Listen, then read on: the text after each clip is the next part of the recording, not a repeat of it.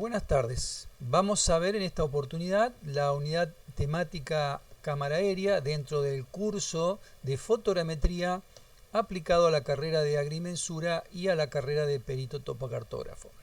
Es recomendable, si llegaron a esta instancia, haber visto primero los videos de la unidad temática 1, fundamento de fotogrametría, y la unidad temática 2, plan de vuelo en sus dos partes, según los enlaces de video que están viendo en pantalla. Entonces, ahora sí, iniciamos la unidad temática 3, cámara aérea, haciendo una primera clasificación en los tipos de captura de la cámara. Así vamos a tener, por ejemplo, la cámara analógica y la cámara digital. La cámara analógica, básicamente, compuesta por el cuerpo de la cámara, el obturador, un diafragma, que es el que deja el paso de luz, y el objetivo. Podemos decir que las cámaras analógicas presentan, o sea, lo que ingresa al objetivo es la luz, atraviesa esta luz el diafragma, que es el que regula la entrada, luego una lente que hace el enfoque de la cámara por la nitidez, y finalmente el obturador, que es el que abre y prende dejando el paso de la luz. Esto es muy básico sobre lo que es una cámara analógica, sobre todo porque decimos que la cámara analógica lo que tiene es que la imagen se registra en un material sensible o film.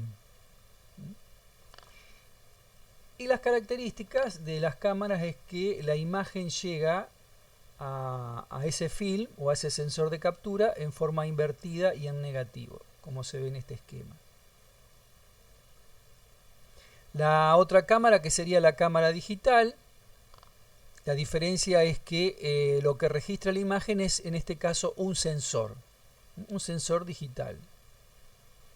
La luz incidente es filtrada mediante filtros de color, transformada en una carga eléctrica mediante un CCD. Existe una matriz sensible, esta matriz, digamos, conformada como toda matriz por filas y columnas de estos sensores CCD, que son los que transfieren después la señal como señal eléctrica y conforman los píxeles, según la señal del espectro electromagnético. Otra clasificación, después vamos a profundizar más en respecto a las cámaras digitales y analógicas. Otra clasificación genérica también es en cuanto al formato de captura. Y así nosotros podemos decir que tenemos cámaras rectangulares, cámaras de captura continua, cámaras panorámicas o cámara multibandas. La cámara rectangular, bueno, el formato de la captura es rectangular. Son las más conocidas, por supuesto, y las que vamos a utilizar nosotros. La cámara continua tiene una característica de una lente fija y un obturador abierto por un tiempo, donde la información se va grabando o la imagen se va grabando de modo continuo a medida que la película atraviesa la rejilla, ¿no? Las cámaras panorámicas lo que tienen es una apertura de 180 grados y algunas incluso hasta barren los 360 grados en un solo disparo. Después las cámaras multibanda o multiespectrales sería otra de las clasificaciones. Cuando hablamos de multicámaras es porque está compuesto por 3 o más cámaras acopladas en un mismo soporte, que registra en forma independiente cada banda espectral. Así vamos a tener una de estas cámaras en el soporte que está calibrada para la banda espectral del azul, el rojo, otra para el verde y seguramente una cámara regulada para el infrarrojo. También puede ocurrir que sea una sola cámara pero con multilentes, con el mismo principio, que cada uno de los lentes va a filtrar una banda del espectro y en definitiva vamos a tener las 3 componentes del espectro, ¿no? Otra cámara que aparece es la cámara con el prisma de repartición. Y es un prisma que más adelante también vamos a ver cómo divide la energía que llega o la luz que llega a la cámara con estos prismas en los tres principales componentes, rojo, verde y azul.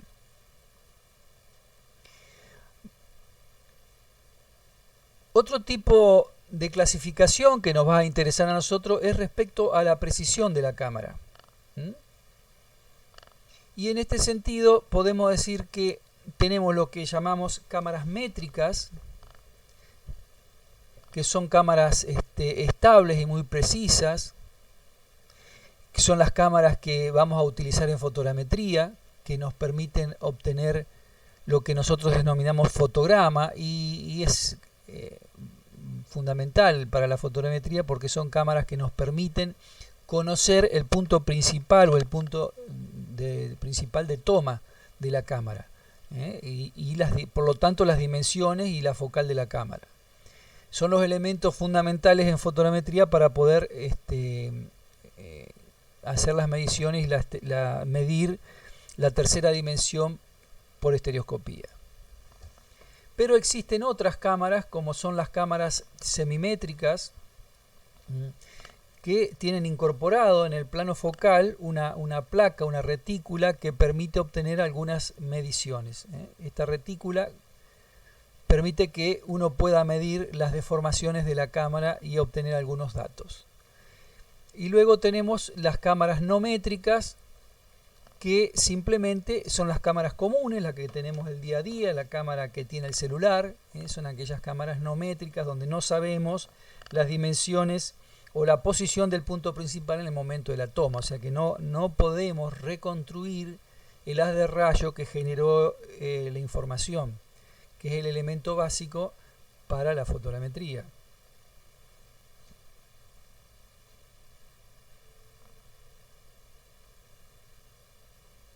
Entonces, de aquella clasificación nos quedamos con las cámaras métricas, que le vamos a llamar cámaras fotogramétricas, y veamos primero las que se venían usando hasta hace muy poco, incluso se pueden seguir usando, las cámaras fotogramétricas analógicas.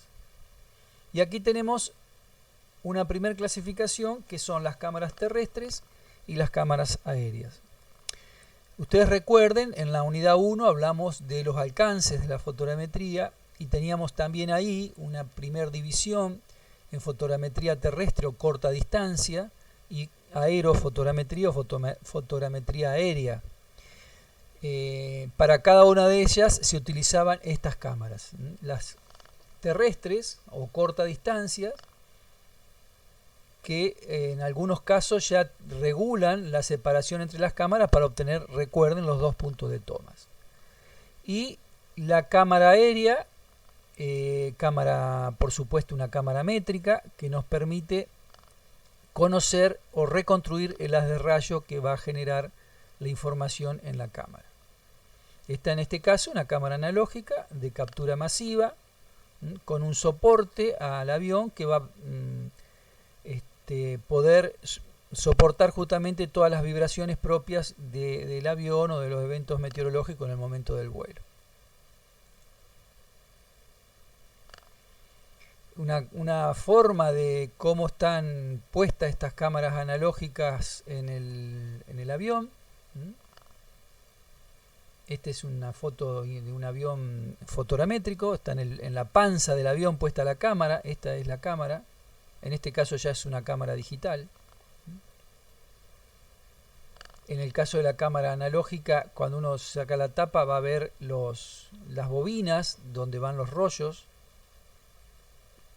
y esta es el elemento que utiliza el fotógrafo como datos auxiliares y va siguiendo en este visor el momento del vuelo, va siguiendo el recorrido del avión, por qué paisaje va fotografiando, ¿no? Y acá tiene graduado para reconocer si la cámara está obturando justamente dentro de los tiempos de obturación necesarios para cumplir el 60% de superposición, por ejemplo.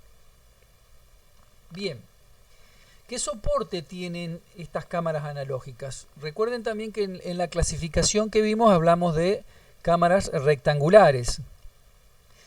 Que es este caso, donde el cuadro o el soporte es rectangular de 23 por 23. Estos son dos ejemplos de los soportes de dos empresas distintas. Existían también en el mercado otras cámaras con soportes de 18 por 18 o 17 por 23 centímetros, pero que no son utilizadas. Lo que tiene el soporte de una cámara analógica, luego también en una cámara digital, son datos necesarios para el vuelo y para el relevamiento posterior, como son, por ejemplo, las marcas auxiliares, donde nos van a dar, por ejemplo, el nombre del proyecto.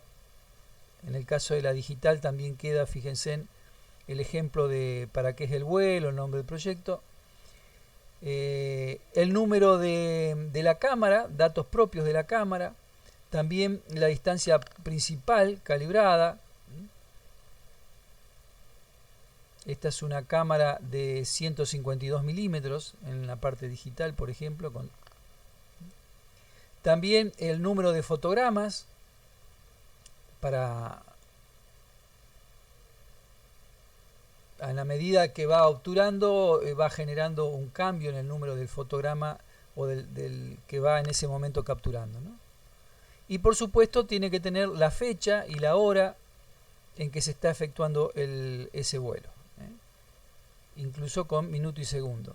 La fecha del vuelo y el momento que está obturando registra entonces la hora, minuto y segundo de esa toma. El nivel de burbuja que nos da la nivelación de la cámara, que el plato esté lo más horizontal posible, el eje de inclinación, y la altitud que tiene en ese momento el avión para la toma fotográfica. En este caso, 31.700 pies para esta digital.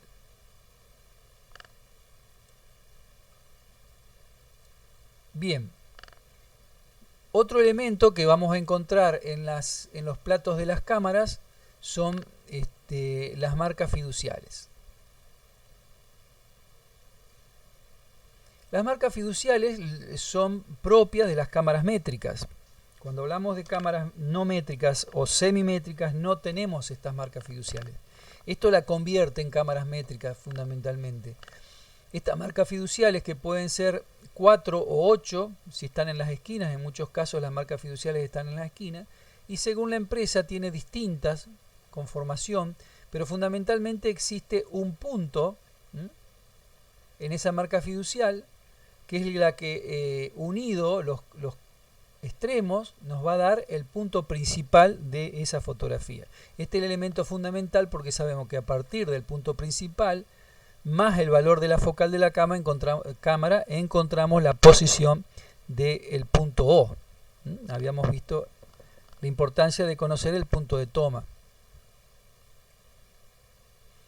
Cuando hablamos de calibración de una cámara métrica, decimos que justamente repetimos este concepto de la necesidad de conocer la posición del punto O. Y se dice esto, reconstruir el haz de rayos perspectivo, cuyo centro es el centro del objetivo. La imagen, o la energía que ha llegado a la lente de la cámara pasa por O y llega finalmente al sensor de la cámara. Entonces, estos son rayos de energía,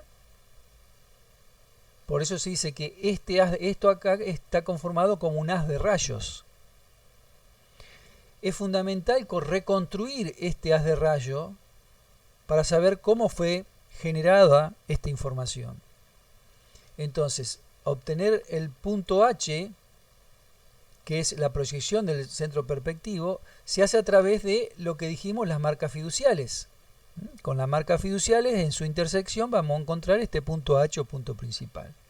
Si a esto le agregamos la distancia focal, por supuesto, normal al plato de la cámara, nos vamos a encontrar con la posición del punto O. Esa distancia focal o constante de la cámara. Después en el trabajo se mide con mayor precisión. En principio ustedes tienen una distancia principal que está rotulada en la cámara, que va a decir que es de 153 milímetros, pero después, en el momento de la restitución y de los cálculos, se utiliza la focal calibrada, la focal de la cámara calibrada.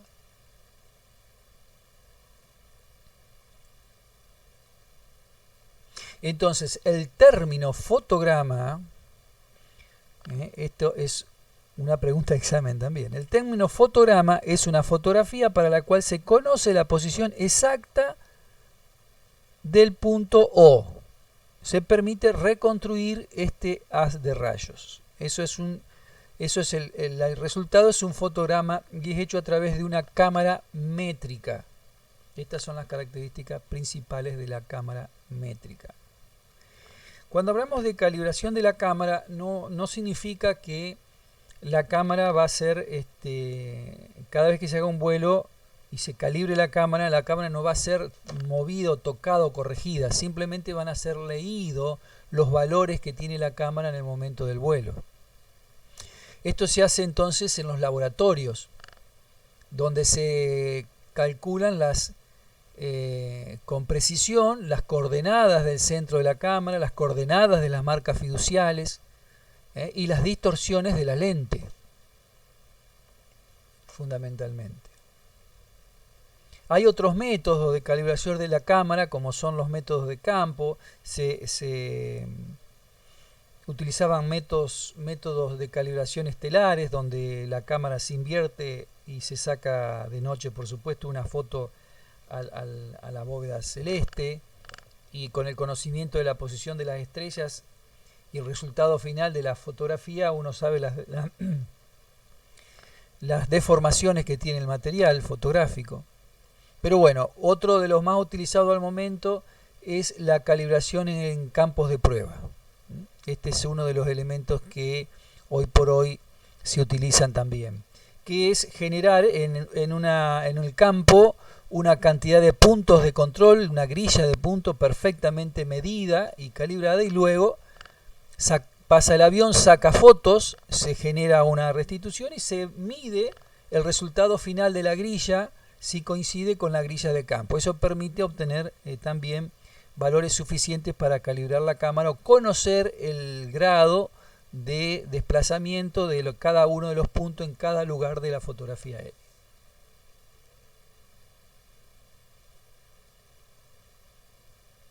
Entonces, elementos que se van a determinar en la calibración de una cámara son la resolución, la nitidez, la ondulación del plano focal, la eficiencia del obturador.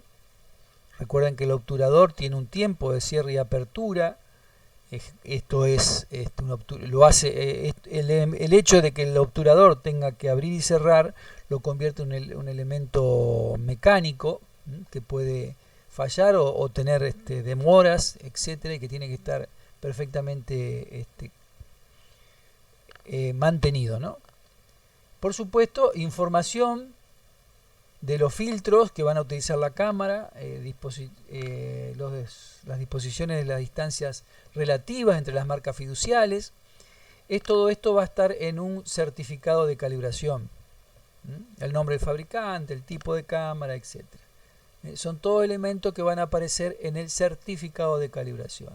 Entonces, cuando uno lleve una cámara a calibrar, fundamentalmente le van a estar dando un certificado donde van a aparecer todos los elementos que nos permiten conocer la verdadera, por ejemplo, la verdadera posición del punto principal, que tal vez debería haber sido esta, pero por algún efecto en la curvatura de las lentes o algún golpe que tenga la cámara, una desviación, hace que en realidad los rayos pasen a otro punto. Esto estamos hablando de errores de micrones, ¿no?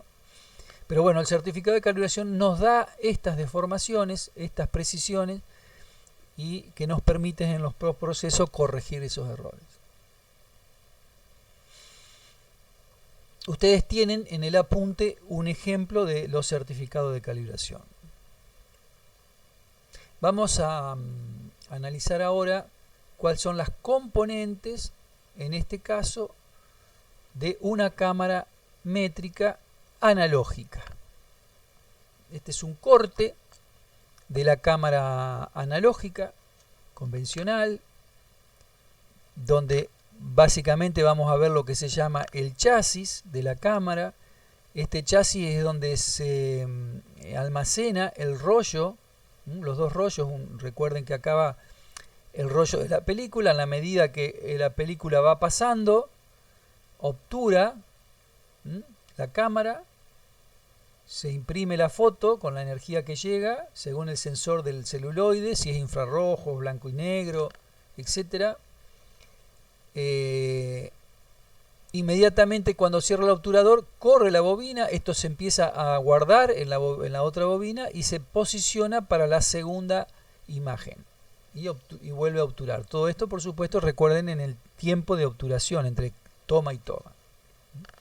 Para que esto no tenga la película tenga la menor deformación posible, existe lo que se llama una placa de presión que nos asegura que en el momento de la toma esto esté perfectamente plano.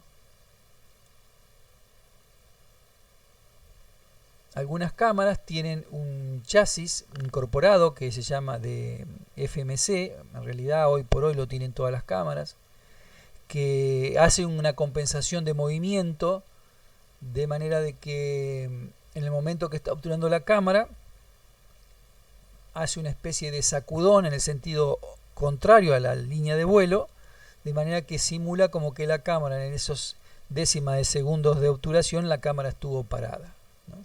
Y elimina aquel componente, recuerdan, que ya vimos en la unidad anterior, que era el arrastre. El otro elemento de la cámara es el cono métrico. El cono métrico es el que fundamentalmente tiene el objetivo de la cámara y a cual llega el plano focal. Este objetivo de la cámara es el que se va a cambiar cuando nosotros decimos que pasamos una cámara de un objetivo normal a gran angular o a super gran angular. No estamos cambiando la focal de la cámara con algún elemento que nos modifica la focal, como solemos ver en las cámaras de mano, que vemos que la focal, muchas veces hay cámaras que visualmente vemos como se aleja o se acerca al objetivo. En este caso se cambia todo el cono métrico, se saca este cono métrico que tiene este objetivo y se cambia por otro cono con un objetivo distinto, con distinto ángulo de incidencia de toma, ¿no? Ángulo de la focal. Así se van cambiando los conos con los objetivos, ya sean de angular, super gran angular o normal, por ejemplo.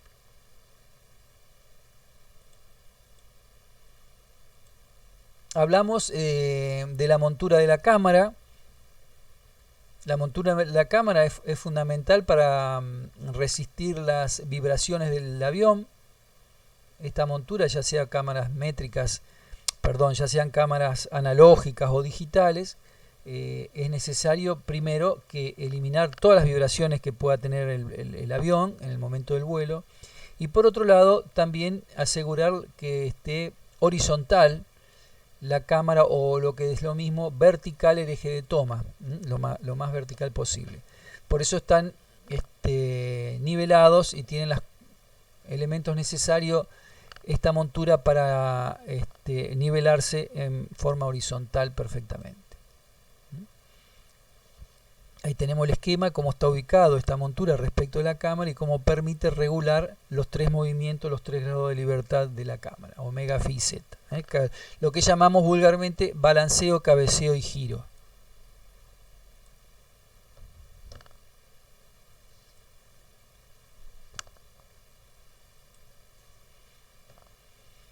Hay otros dispositivos auxiliares en las cámaras, como pueden ser los telescopios de navegación, que permiten visualizar la superficie del terreno que va a ser fotografiada en el momento que se está volando. Se observa por esta lente y Desde aquí el fotógrafo del avión va mirando lo mismo que está sacando la cámara y puede ir regulando o viendo si hay algún desvío de la línea de vuelo o qué está pasando, ¿no? Por supuesto, existe también acá un intervalómetro que establece el momento de captura de la fotografía, de forma que estas guarden el área programada y mantengan los recubrimientos longitudinales prefijados, ¿no? O calculados en el plan de vuelo. Y elementos como el expositómetro, que mide el brillo de la escena. O sea, son todos elementos que el fotógrafo utiliza en el momento del vuelo para ver cómo está saliendo la calidad del vuelo. Elementos que van avanzando tecnológicamente y posiblemente hoy ya no lo vamos a encontrar con estas uniones de cables a la cámara y demás por simplemente el avance tecnológico, pero conceptualmente hace lo mismo. Otra de las componentes de la cámara, como ya lo habíamos visto, pero vamos a entrar un poco más en detalle, es el objetivo de la cámara. Los objetivos son un grupo de lentes biconvexas.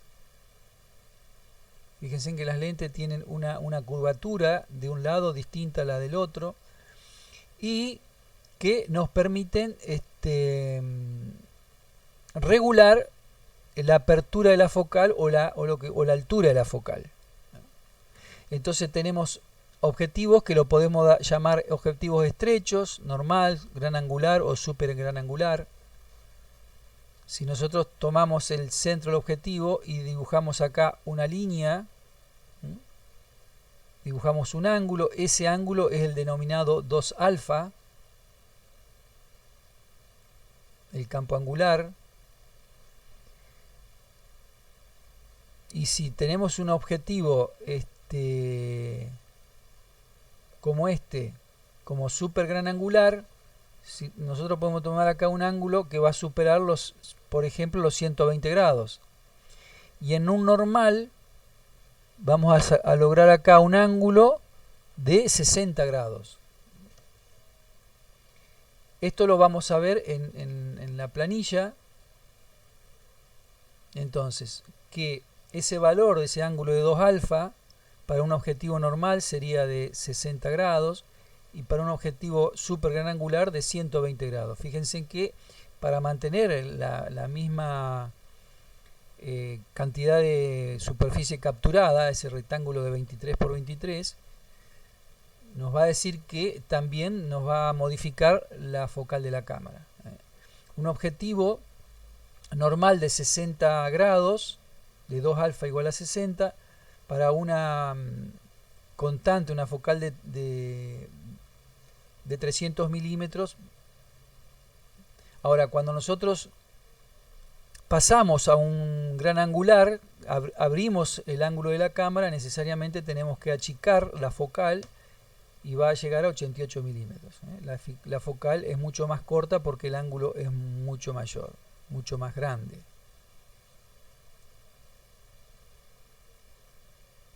Y tiene su utilidad, por supuesto, cuando nosotros ampliamos el ángulo 2 alfa, vamos a obtener más terreno, pero si queremos mantener la escala, es necesario que el avión vuele más bajo.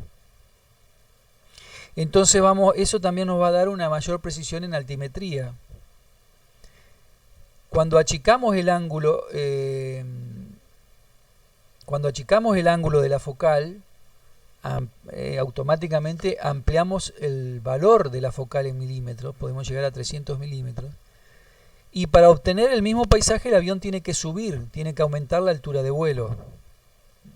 Pero son trabajos mejoran los trabajos de planimetría.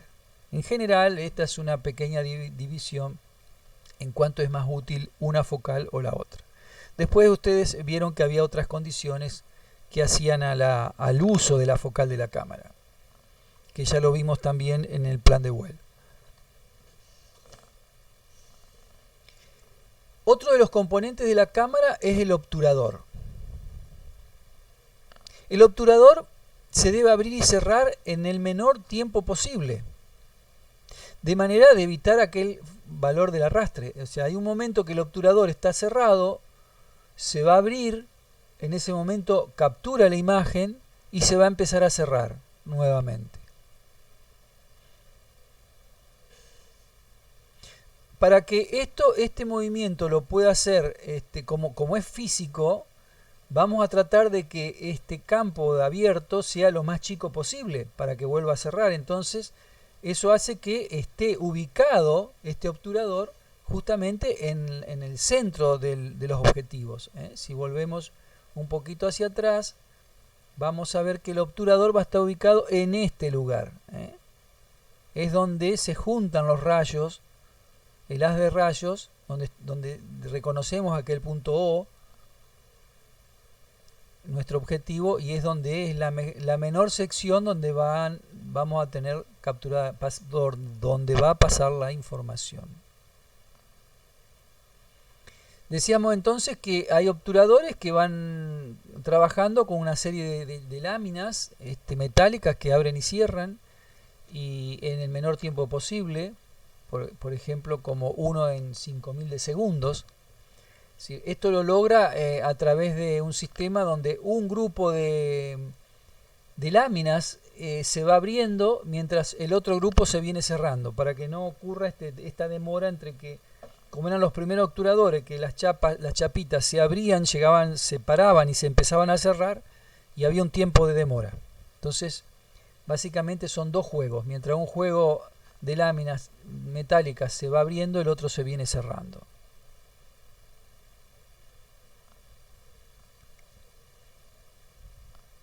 Cuando hablamos de rendimiento del obturador, nos estamos refiriendo a que mientras en el tiempo que el obturador se está abriendo, está entrando la luz, pero la luz entra en forma constante y el 100% cuando el obturador está abierto, pero inmediatamente se empieza a cerrar y empieza a perder luz.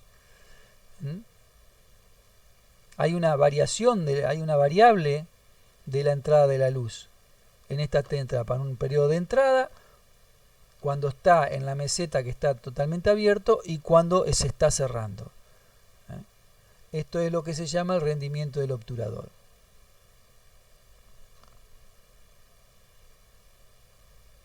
Otro elemento es el diafragma de la cámara. Fíjense en que por ahí hablamos del iris del ojo. Por eso vamos a decir que este diafragma es lo que representa el iris del ojo. Se llama de hecho diafragma tipo iris. Y es algo que se regula automáticamente dejando el paso de la luz para un determinado diámetro. Es el que nos da el diámetro de entrada de la luz. El obturador abre y cierra, pero no regula ese diámetro, sino que el diámetro de entrada lo va a regular el diafragma. Y tenemos, por supuesto, distintos tipos de diafragma. El diafragma aparece también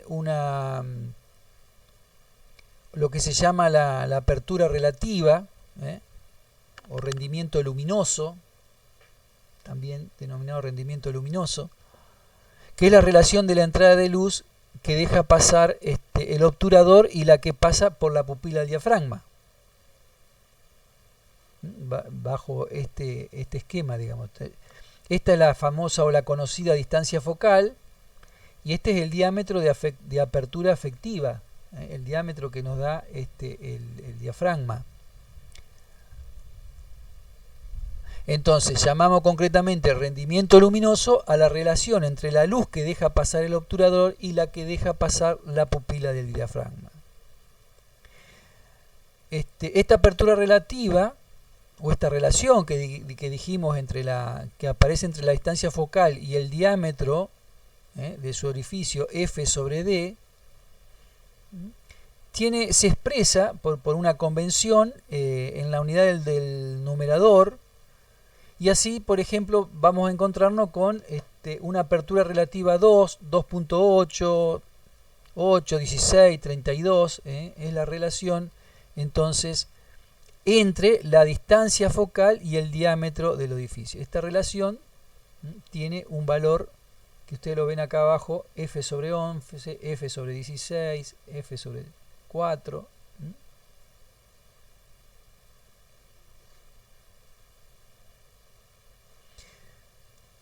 Los filtros,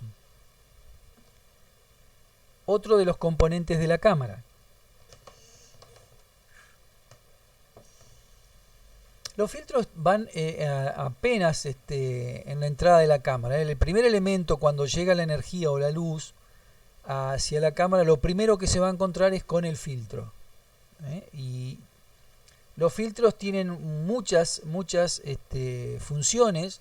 Una de esas, por supuesto, es el más utilizado, amortiguar el efecto de la bruma atmosférica que se produce. Después vamos a tener filtros que van a tener que ver con las capturas infrarrojas y demás. La importancia de este filtro que la luz, se produce una distribución homogénea de la luz en todo el campo de entrada, en el formato de la fotografía. También puede haber protecciones del polvo y demás.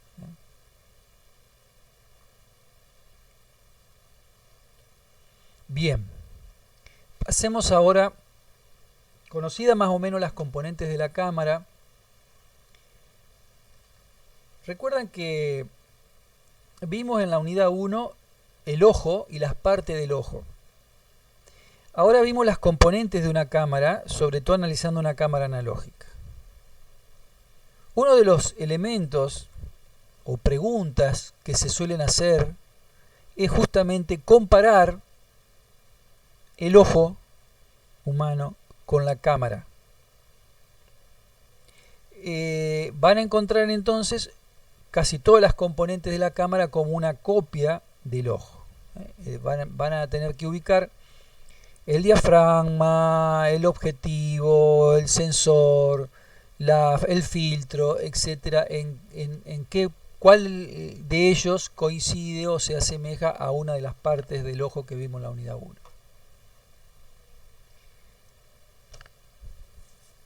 Ahora, una vez que la cámara, conocida ahora la cámara, ya sea digital o analógica, la vamos a tener puesta en el piso del avión y decimos que en ese momento el eje de toma de la cámara no va a ser exactamente vertical. Y es fundamental conocer el grado de desviación del eje, porque recuerden lo ya visto de que nosotros necesitamos trabajar con las denominadas fotografías verticales. Fotografía vertical significaba un cierto ángulo hasta 3 grados de inclinación del eje en alguno de los sentidos. Ahora, esto hace que podamos denominar a la posición del momento de toma de la cámara en grados de libertad o movimientos de rotación de la cámara en 3 de sus ejes. Así tenemos entonces los movimientos de rotación denominados, por ejemplo, balanceo. Si tomamos el eje del avión, el eje de vuelo como eje X, recuerden, el eje X es la línea de vuelo. Si el avión mueve las alas respecto de la línea de vuelo, lo vamos a llamar balanceo. Este balanceo llevado a el movimiento en la cámara, que lo vamos a utilizar con la letra griega omega, y va a ser utilizada en las fórmulas, en los algoritmos para determinación de la orientación es relativa, por ejemplo. Entonces, el balanceo, que es la rotación sobre el eje X, es el valor de omega.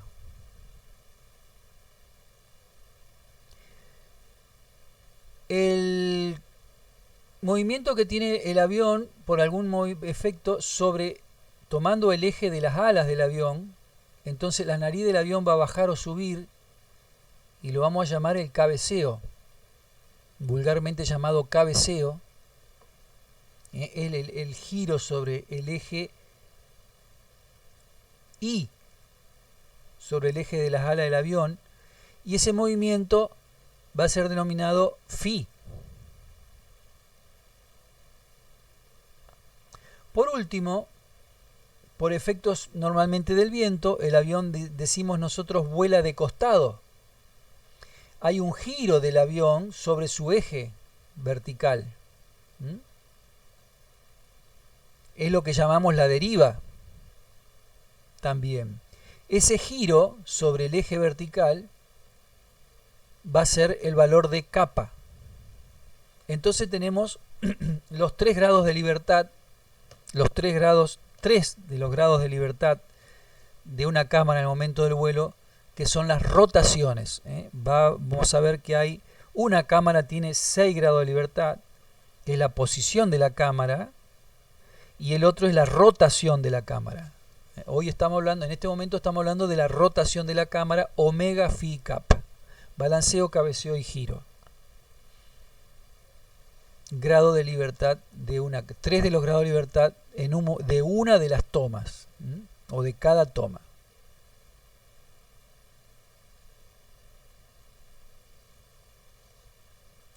Y así entonces terminamos esta primer parte de cámara aérea, y los invito entonces a poder ver el video de la segunda parte de cámaras aéreas.